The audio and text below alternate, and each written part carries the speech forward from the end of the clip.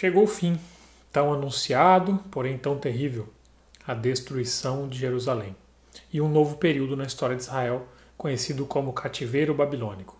Esse e outros detalhes você vai acompanhar na aula de hoje.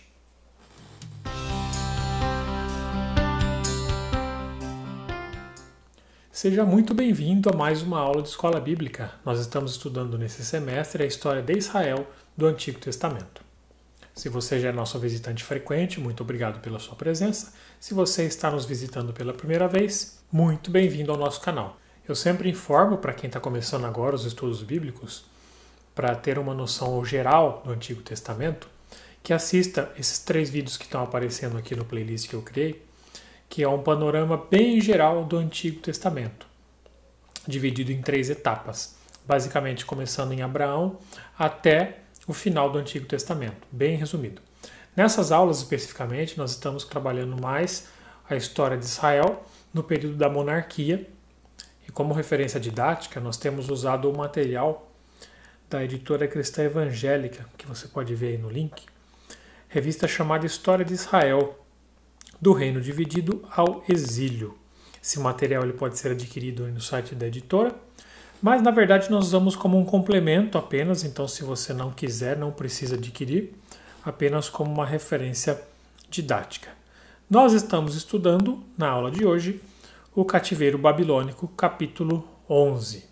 A nossa aula de hoje ela está dividida em 3 partes. Estudaremos parte 1, os últimos reis de Judá, parte 2, reis e profetas, e parte 3, a duração do cativeiro.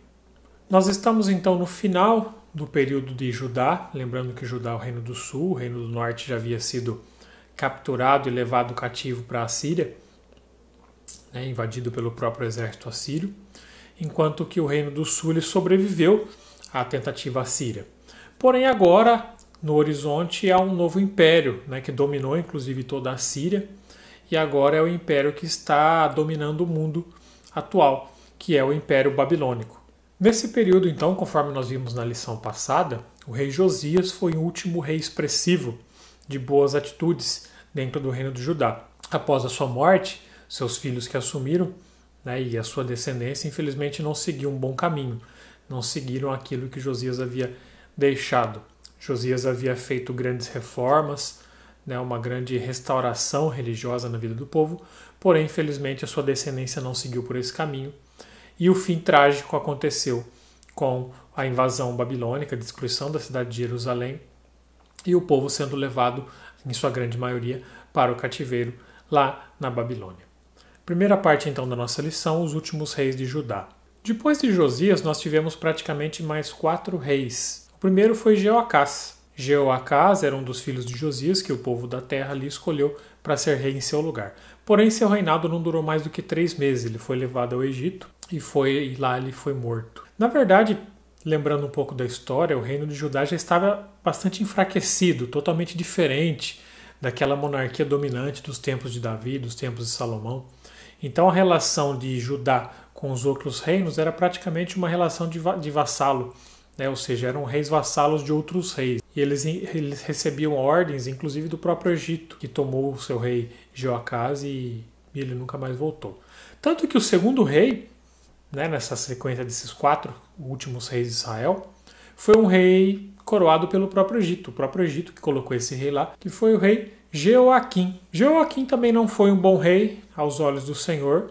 Ele reinou por 11 anos, mas nessa condição, um reinado fraco, praticamente submisso aos outros povos, e ele durou esse período de 11 anos no seu reinado. Joaquim, que foi o próximo rei, não teve um reinado bom também, de acordo com a vontade de Deus, e foi durante o período do reinado de Joaquim que a cidade de Jerusalém foi sitiada e foi invadida.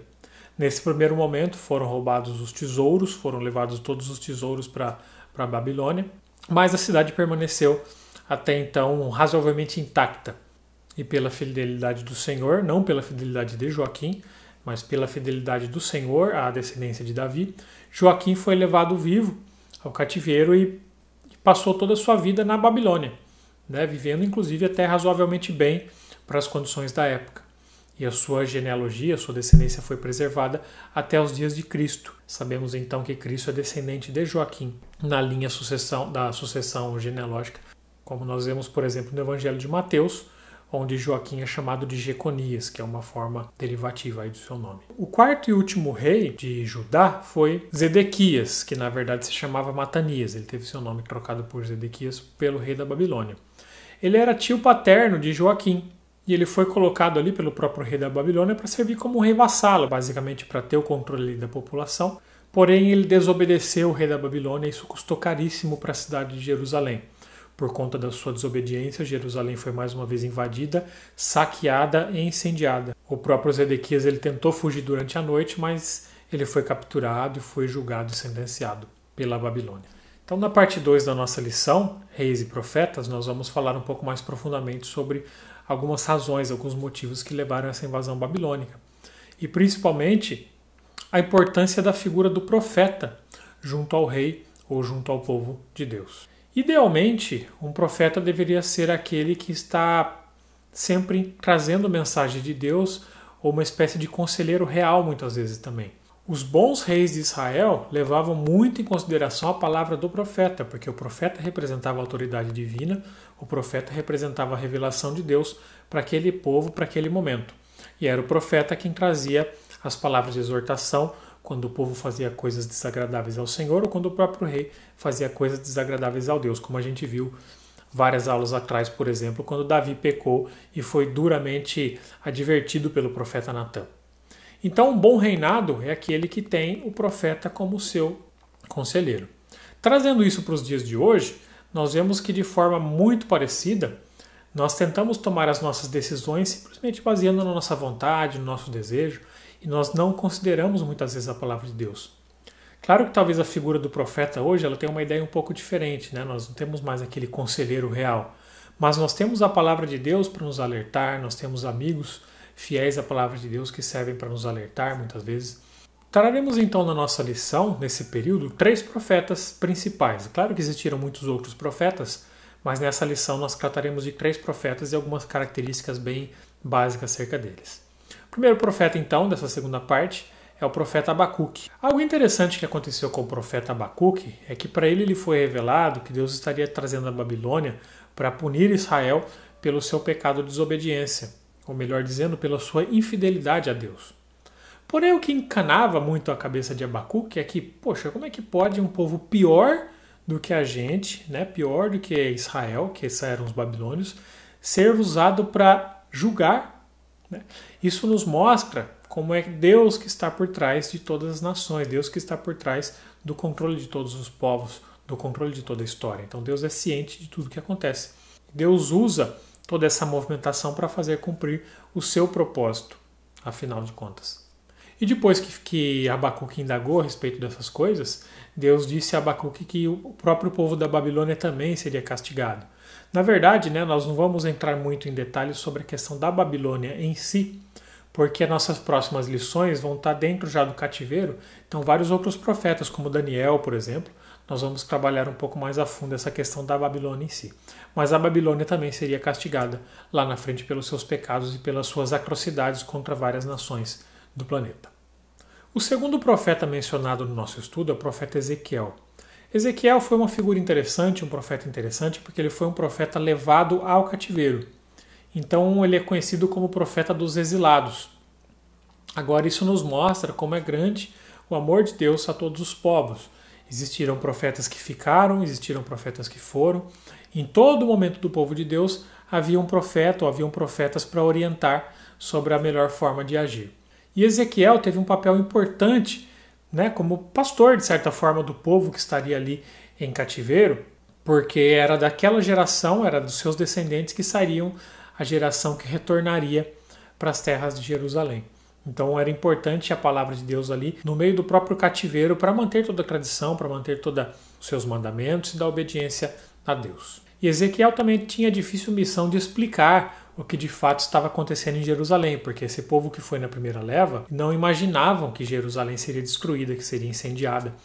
Então o profeta Ezequiel ele fez toda uma dramatização por ordem divina sobre aquilo que aconteceria, os motivos pelos quais Israel estava sendo punido, castigado, que eram principalmente com relação à sua desobediência à palavra de Deus e à idolatria. O terceiro e último profeta, listado aqui na nossa relação, é o profeta Jeremias. Jeremias talvez tenha sido um dos mais conhecidos profetas. Ele foi um dos famosos profetas escritores, né? Ele escreveu tanto o livro de Jeremias quanto também o livro de Lamentações. Inclusive esse próprio nome Lamentações é justamente porque é um livro escrito ali sob os escombros da cidade de Jerusalém. Então Jeremias foi um dos profetas que ficaram, né, para cuidar do povo que ali estava, para explicar por que aquelas coisas tinham acontecido e também como um profeta importante para relatar tudo aquilo que aconteceu, né, o cenário desolador que era Jerusalém destruída. Então os seus escritos são riquíssimos em detalhes, são riquíssimos em sentimentos. É conhecido popularmente como profeta chorão, mas de certa forma ele era um profeta que abriu seu coração diante de Deus e que não tinha máscaras, né, como muitas vezes nós temos quando nos achegamos diante de Deus, como se tudo estivesse bem. Às vezes nós temos vergonha de expor o nosso coração a Deus, de abrir, de chorar de fato, mas é isso que de fato Deus nos incentiva, para que nós sejamos sinceros com os nossos sentimentos com relação a Ele. Então que nós possamos usar o exemplo do profeta Jeremias, a sua dedicação e a sua honestidade de coração em servir a Deus. Que nós possamos fazer o mesmo com nossas vidas também. E foi de Jeremias praticamente que veio a descrição desses 4 últimos reis que nós comentamos aqui. Então Jeremias, descrevendo sobre a função de cada um deles enquanto ele era profeta, mostrou que nenhum dos 4 de fato fez aquilo que era agradável diante do Senhor. Terceira e última parte da nossa lição, a duração do cativeiro. Bom, o próprio Jeremias então profetizou que esse cativeiro deveria durar 70 anos, e foi o que de fato aconteceu. O povo de Israel não obedeceu ao período sabático, e a terra ficou desolada por esses 70 anos. Lembrando que o período sabático seria um período onde a terra deveria descansar. Muitas vezes explorava-se muito a terra e não dava-se o devido descanso à terra. Então, por não obedecer esse mandamento, que era a questão do ano sabático também, um dos motivos da terra ter sido desolada e por tanto tempo ela ficou abandonada. Até uma forma de recuperação da terra também por todo o abuso sofrido nesse tempo. Esse período do cativeiro nos chama muito a atenção para um comportamento interessante que alguns falsos profetas tinham na época, que era o de só profetizar coisas boas. Enquanto alguns diziam que Israel nunca seria invadida, que Jerusalém não seria destruída, que as coisas iam melhorar, os profetas do Senhor, eles profetizavam que Israel seria destruída e que o povo seria levado ao cativeiro. Talvez nos dias de hoje você fique se perguntando, poxa, mas quer dizer que profeta não é só aquele que traz notícias boas, né? Aquele que fala que Deus vai te curar, que Deus vai fazer aquilo? Não. Muitas vezes, assim como o cativeiro era a vontade de Deus naquele momento, assim como a destruição era a vontade de Deus naquele momento, talvez essa dificuldade que você está passando na sua vida nesse momento seja necessária. Seja um aprendizado, uma escola necessária. Eu e minha esposa André passamos por momentos difíceis nas nossas vidas. Mas se nós ficássemos naquela expectativa de que só coisas boas acontecem, só as coisas boas aconteceriam, nós estaríamos eternamente frustrados, nós estaríamos plenamente frustrados. Porque a gente sabe que não é isso que acontece muitas vezes. Muitas vezes Deus permite o sofrimento para o nosso amadurecimento ou por uma questão natural da vida mesmo.